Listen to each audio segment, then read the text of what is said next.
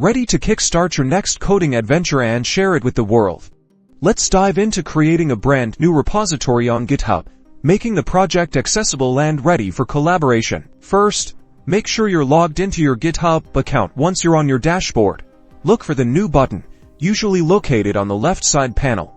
Near the Repositories section, go ahead and give it a click. Now you're on the Create a New Repository page. The first thing you'll need to do is give your repository name. Choose something descriptive and memorable that reflects the project's purpose. Under the name, there's a description field. This is your chance to tell the world what your project is all about, so write a concise and informative description. Next, decide whether you want your repository to be public or private. Public repositories are visible to everyone, while private repositories are only accessible to you and any collaborators who invite. Choose the option that best suits your needs. Now, this is an important step. Check the box that says Add a README file. A README file is like the welcome mat for your project. It's where you can provide instructions, documentation, and any other essential information for users and contributors. Alright, you're just about there.